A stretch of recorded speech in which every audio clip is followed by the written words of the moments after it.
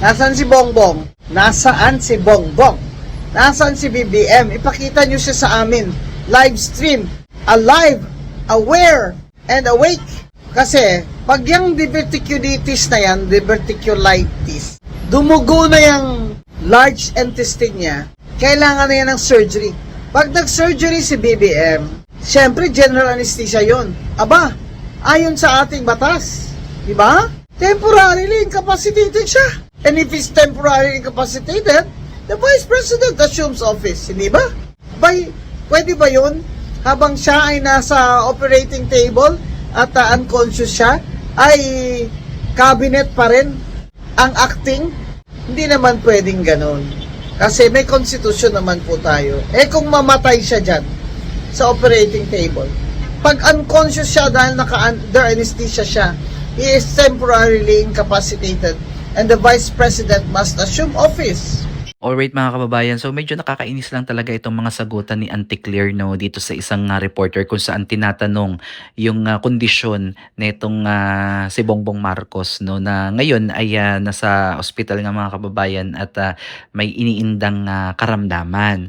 So ang hinihingi nitong reporter mga kababayan ay isang medical bulletin kung saan andoon nakapaloob kung ano yung kondisyon at kasalukuyang status ng Pangulo. So bakit nga ba mahalaga no, na dapat nating malaman? Of course kasi si BBM mga kababayan ay head of state no. Sa kanya nakasalalay yung national security, foreign relation, mga investors. So kinakailangan ay talagang transparent no yung gobyerno kung ano bang kalagayan. At itong medical bulletin sana mga kababayan ang tatapos dito sa mga fake news no o yung mga haka-haka na nababalitaan natin kung ano na ba talaga yung kalagayan ng Pangulo ng Pilipinas. Kasi once na naglabas ng medical bulletin, ito po yung gagawin ng kanyang attending physician o sino mang doktor ang humahawak sa case nitong Pangulo natin ay talagang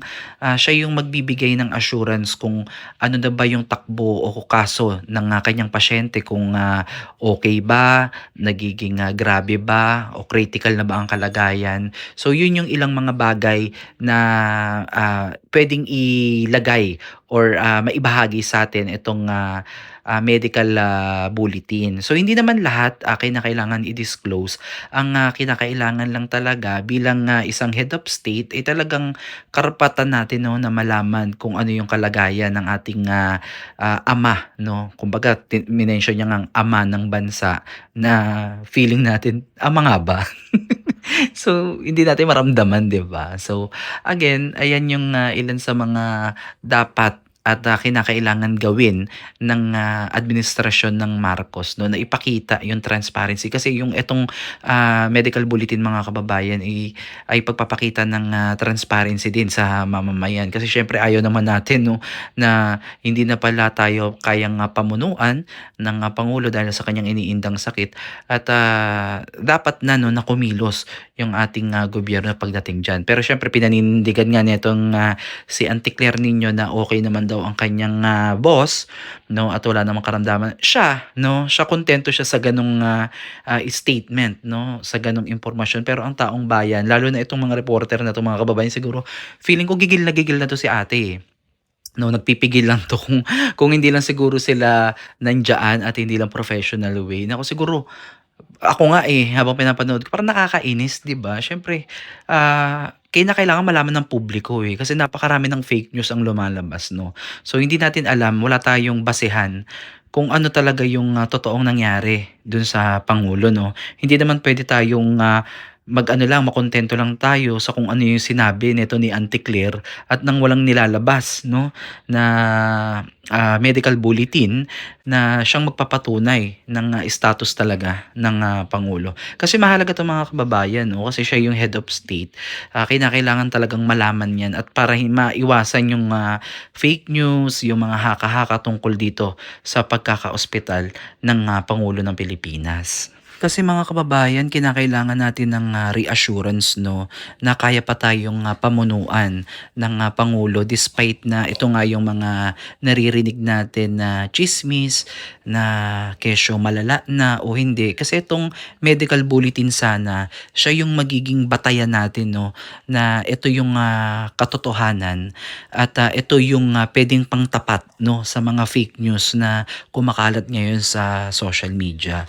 So we deserve, no, na malaman yung katotohanan dahil tayo din naman, no, yung nagbigay sa kanila ng mandato sa pangulo, no, na mamuno sa atin. So kailangan natin malaman, no, maging transparent sila at itong medical bulletin yung isa sa mga way para maibigay yung reassurance lalo na sa mga foreign investor, 'di ba? Yung mga namumuhunan dito sa ating bansa. Siyempre dapat alam nila kung ano na nangyayari dahil hindi pwedeng ganito yung mangyayari sa head of state, no? Dahil ito ay may kaakibat na national security. Ayan, alam niyo na 'yan, 'di ba? Kung kaya niya pang ipagpatuloy yung kanyang trabaho bilang head of state, no? Ayan yung mga ilang mga bagay na ano diyan. Hindi yan basta-basta mga kababayan. Kaya itong sagutan ni Auntie Claire na nakakainis, no?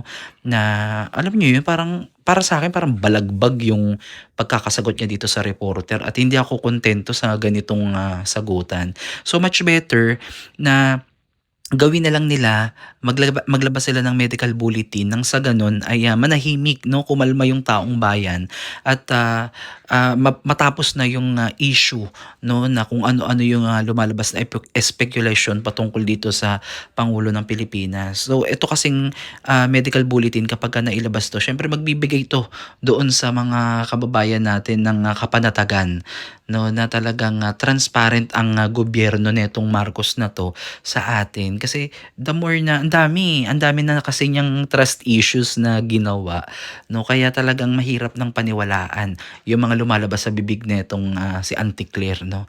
At yun syempre siya nagre-rely lang siya dun sa kung ano yung sinabi ng pangulo kuno sa kanya at ayun lang naman yung pinifeed niya sa mga reporter at sa atin na manonood, which is hindi tayo kontento sa ganong bagay kasi kinakailangan talaga natin yung resulta o kung ano man yung totoong nangyayari sa kalusugan ng ating Pangulo. Kasi mahirap mga kababayan na pamunuan tayo ng hindi naman na capable, no? So alam nyo na yan mga kababayan, kaya nag-iingat din sila sa kanilang mga galaw kasi nga syempre ang successor nila walang iba kundi si VP Sara Duterte kung sakaling anumang mangyari na hindi maganda sa Pangulo, no, kahit saan naman na may vice president, no? So sila yung hahalili kung hindi kaya na magtrabaho. So yun lang naman yun, wala namang shortcut diyan. Again mga kababayan, para sa akin wala namang mali dito sa hinihingi, no, ng reporter na sana, no, yung kanyang attending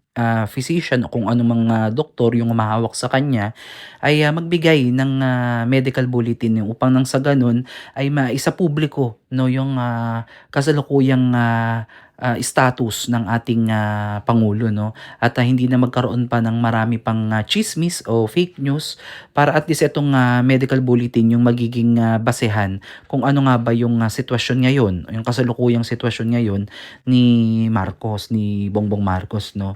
At wala namang masama diyan. At sana itong si Auntie Claire, no, mag-isip muna kung bago bumuka yung kanyang bibig. Oh, kasi parang balagbag yung pagsagot niya dito na yung pangulo naman daw ang nakakaramdam o katawan niya naman daw yung nakakaramdam. Siyempre iba pa rin kapag doktor, no, professional yung tinanong mo lalo na ganitong karamdaman yung nakasalalay, 'di ba? Kahit sabihin mo na mild lang 'yan at hindi critical, deserve pa rin, no, ng Pilipino na malaman yung katotohanan at pati ba naman 'yan ay ipagkakait. So ayun lang mga kababayan, nakakainis lang talaga itong video na 'to na dumaan sa newsfeed ko kaya talagang ginawa natin ng reaction video. At kudos din dito sa ating reporter, no, na talagang pinipilit niyang alamin yung katotohanan. Ramdam kita ate, no, talagang nakakapikon kapagka ganito yung maayos yung tanong mo pero ganito yung balik sa'yo ng tanong. So sana 'no makatanggap tayo ng maayos naman na tugon mula sa kampo ng mga Marcos. So again, maraming maraming salamat at God bless po sa inyong lahat.